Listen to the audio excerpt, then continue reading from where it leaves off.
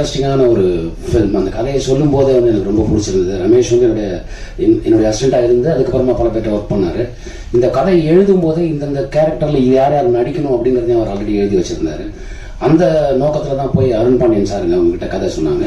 முதல்ல அருண் பாண்டியன் சாருக்கு சின்ன டவுட் வந்தது. ஏன்னா அன்பிற்கினியால் அவர் கோஆர்டினேட்டர் ஒர்க் பண்ணியிருந்தாலும் ஒரு ஏரியாக்குள்ளே நடக்கிற விஷயம் அதில் இத்தனை வேரியேஷன் கொடுக்கணும், அஸ் ப்ரொடியூசராக அதுக்கு வந்து ஸ்கேல் வரணும், எப்படி பண்ண போகிறான்னு தெரியலையே அப்படின்ற. அப்புறம் எனக்கு ஃபோன் பண்ணி கேட்டேன், நட்டி நீ படிச்சியாங்க? நான் படித்தேன் சார், நான் பண்ணலான்னு இருக்கேன், நீ என்ன சொல்கிறேன்? பண்ணுங்க சார், ரொம்ப நல்லா இருக்கும் சார் உங்களுக்கு. அப்படி தான் அந்த படத்துக்குள்ளே அருண் பாண்டியன் சார் வந்தார். ரொம்ப தேங்க்ஸ். ஏன்னா அவரோட மெமரி வந்து பெரிய ஸ்ட்ராங்கான மெமரி. ஆல்மோஸ்ட் அவர் வந்து இந்த படத்தில் ஒரு ஆர்டிஸ்டாக ஒர்க் பண்ணாமல் ஒரு கோ டைரக்டர் மாதிரி ஒர்க் பண்ணார். அதுதான் பெரிய விஷயம். ஒவ்வொரு கண்டினியூட்டியும் எல்லாம் ஸ்டேஜிங் போதெல்லாம் அவர் ஹெல்ப் பண்ணி அப்படிலாம் பண்ணார். அது அவரோட எக்ஸ்பீரியன்ஸ் எல்லாத்தையும் ஷேர் பண்ணார். அதெல்லாம் சந்தோஷமான ஒரு விஷயம். அதுக்கப்புறமா வினோதினி மேம் வந்து கமல் சார் டீமு. அவருக்கு ஈக்குவலாக படிக்கக்கூடிய ஒரு ஒரு லேடி. அவங்க பல விஷயங்களை படித்தவங்க. அது ரொம்ப ஆச்சரியமான ஒரு விஷயம். அவங்க வந்து அவங்க வந்து அந்த செட்டுக்குள்ளே வந்துட்டு காலையிலேருந்து சாயங்காலம் வரைக்கும் ஒரு இடத்துல உட்காத்தியே வச்சுருப்போம். நகராமலே இருப்பாங்க. பாவமாக இருக்கும் பார்க்குறதுக்கு. அப்படி ஒர்க் பண்ணாங்க அந்த படத்தில். வந்து கிட்டத்தட்ட ஒரு 10 நாள் ஒர்க் பண்ணியிருப்பாங்கன்னு நினைக்கிறேன்.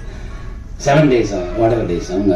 அப்புறம் அக்ஷரா ரெட்டி, அவங்க வந்து ஒரு பாரம்பரியமான குடும்பத்திலேருந்து வந்தவங்க. அக்ஷரா ரெட்டியோட ஃபாதர் வந்து சுதாகர் ரெட்டி சார். ஐஐடி சென்னையில் வந்து கெமிக்கல் இதில் வந்து கோல்டு மெடலிஸ்ட். அவங்க 2வது பார்லிமெண்ட் இதெல்லாம் கன்ஸ்ட்ரக்ஷன் பண்ணும்போது அதுக்கு புல்லட் ப்ரூஃப் பண்ணி கொடுத்த ஒரு ஃபேமிலி. அவங்க வந்து அப்படிப்பட்ட ஒரு குடும்பத்திலேருந்து வந்தவங்க. அவங்ககிட்ட டேண்ட்ரம்ங்கிற வார்த்தைக்கு அர்த்தமே தெரியாது அவங்களுக்கு. எப்படி வந்து பண்ணாங்க அவங்க? அந்த டெடிக்கேஷன் இருக்குது. காலையில் 7 மணிக்கு வந்தாங்கன்னா நைட்டு 10 மணி வரைக்கும் நின்றுட்டே இருப்பாங்க. அந்த மாதிரியான ஒரு பெரிய சப்போர்ட் அவங்க இது பண்ணாங்க. மறக்கவே முடியாது. தேங்க்யூ அக்ஷரா, நீங்கள் ரொம்ப நல்லா பண்ணு. அப்புறம் யுவினா, நான் அது இது சொல்ல முடியாது, அதனால நான் இப்போ எதுவும் சொல்ல விரும்பல. சின்ன குழந்தை ஆக்டர்ஸாக இருந்து இப்போது இந்த படம் பண்ணியிருக்காங்க.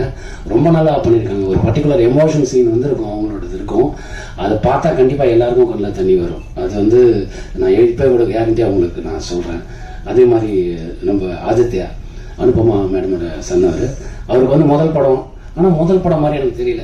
நான் எங்கேயாவது நடிப்பு கற்றுக்கிறதுக்கு எங்கே போனீங்களா அப்படின்னு கேட்டேன். இல்லை நான் வீட்டில் சொல்லி கொடுத்தது தான். அப்புறம் இந்த ஸ்கிரிப்டை முன்னாடியே கொடுத்துட்டாங்க, படித்து பார்த்து ப்ராக்டிஸ் பண்ணி பண்ணேன்னாரு. Great work brother. அப்புறமா நம்ம வில்லன் ரோஷன், அவர் வந்து பெரிய ஃபியூச்சர் இருக்குங்க. ரொம்ப அருமையான ஒரு ஆர்டிஸ்ட். ரொம்ப நல்லா பண்ணியிருந்தாரு. எனக்கு ஆச்சரியமா இருந்தது. அவர்கிட்ட நம்ம கை நீட்டி பேசுகிற மாதிரிலாம் சீன் வந்தது. அதெல்லாம் ரொம்ப கேஷுவலாக எடுத்துகிட்டு பண்ணார். ரொம்ப சந்தோஷமா இருந்தது. Great future. அப்புறமா ரவி மரியா சார், நல்ல நண்பர். நம்ம கூப்பிட்டதும் எந்த ஒரு இதுவும் இல்லாமல் உடனே வந்து பண்ணுவார். எனக்கு மட்டும் இல்லை, பல பேருக்கு அந்த மாதிரி பல ஹெல்ப் பண்ணியிருக்காரு. அவர் சொல்லி பண்ண ஹெல்ப் வந்து உங்களுக்கு கண்ணுக்கு ஓரளவு தெரியலாம். அவர் யாருக்கும் தெரியாமல் பண்ண ஹெல்ப் வந்து பல விஷயங்கள் பல பேருக்கு பண்ணியிருக்காரு. அப்படி தான் ரமேஷ், சலீம் அவங்க எல்லாருக்கும் பண்ணாங்க. அதுக்கப்புறமா இந்த படத்தில் முக்கியமான ஹீரோஸை பற்றி நான் சொல்லணும். மூணார் ரமேஷ் பண்ணியிருக்காரு, ரொம்ப பிரமாதமாக பண்ணியிருக்காரு. அப்புறம் தங்கதுரை பண்ணியிருக்காங்க, ரொம்ப நல்லா பண்ணியிருக்காங்க. அண்ட் முக்கியமான ஹீரோஸ் நான் சொல்கிறது கேமராமேன் பத்மேஷ், ரொம்ப பிரமாதமாக பண்ணியிருக்காரு இந்த படத்தில் சினிமாட்டோகிராஃபி. ஏன்னா ஆஸ் அ ஸ்கேல் அவர் வந்து கொடுக்கறதுக்கு வந்து ரொம்ப அது பெரிய போராட்டம். அது ஏன்னா ஒரே இடத்துக்குள்ள ஒரு பல விஷயங்கள் நடக்கும்போது அதில் வேரியேஷன் கொடுக்கணும். அந்த வேரியேஷன் வந்து ரொம்ப பிரமாதமாக பண்ணார். அப்புறம் குணா, மியூசிக் டைரக்டர் குணா, ரொம்ப அருமையாக வந்து பண்ணியிருந்தார். பேக்ரவுண்ட் ஸ்கோர் எல்லாமே. நாங்கள் படம் எடுக்கும்போது இது எப்படி வரும், சரி இதுக்கப்புறம் மியூசிக் டைரக்டர் பார்த்து பாரு அப்படிலாம் நினைப்போம். அவர் பார்க்கலாம் இல்லை, அதிலே வாழ்ந்துட்டார். ரொம்ப பிரமாதமாக பண்ணியிருந்தார். அப்புறம் art director Damu sir, brilliant sir. நீங்கள் தான் ஆக்சுவலாக இன்னொரு ஹீரோ இந்த படத்துக்குன்னு சொல்லணும். ஏன்னா ஒரு போலீஸ் ஸ்டேஷனுக்குள்ள நடக்கிற விஷயங்களை வந்து அத்தனை வேரியேஷன் கொடுக்கறது வந்து ரொம்ப கஷ்டமான ஒரு விஷயம். டெக்னிக்கலி வந்து ரொம்ப சவுண்ட்.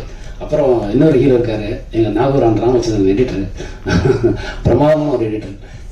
இந்த ஸ்க்ரீன் பிளே கொஞ்சம் டிஃப்ரெண்டான ஸ்க்ரீன் பிளே.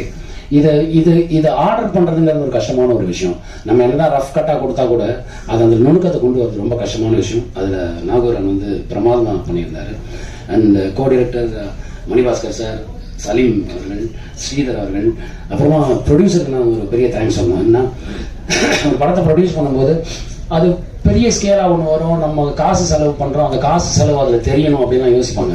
அப்படிலாம் எப்படி ஒரு ஸ்டேஷனுக்குள்ள ஒரு இவ்வளோ விஷயத்த பண்ண முடியும்? ஒரு ஸ்டேஷனில் நடக்கிற விஷயம் அப்படின்னா என்னென்ன மாதிரி நடக்கும், எப்படி நடக்கும், அதான் எந்த யோசிக்கவே யோசிக்காமல் என்னக்கு வேணுமோ எப்போ வேணுமோ கொடுத்தாங்க. அப்படி அவங்களாம் கொடுத்தனால தான் ஆக்சுவலாக 23 நாள் தான் இந்த படம் ஷூட்டிங். 24 நாள் கிடையாது, 23 நாள் தான் ஷூட்டிங். ரொம்ப பிரமாதமாக பண்ணாங்க. அண்ட் இதுக்கு மேலே நான் என்ன சொல்கிறது, நீங்கள் வந்து தியேட்டரில் வந்து பார்க்கணும். ஏன்னா இதில் முக்கியமான விஷயம் இருக்குது. நம்ம முன்னோர்கள் பல விஷயங்கள் நமக்கு சொல்லிட்டு போயிருக்காங்க. இதில் என்னென்னா நம்ம குழந்தைங்களுக்கு நம்ம தான் சுதந்திரம் கொடுக்கணும், கொடுக்க வேண்டியது நம்மளோட கடமை. ஆனால் கட்டுப்பாடற்ற சுதந்திரம் வந்து அது ஆபத்தான வழிக்கு கூட்டிகிட்டு போயிடும். அதை மைண்டில் வச்சுக்கணும்.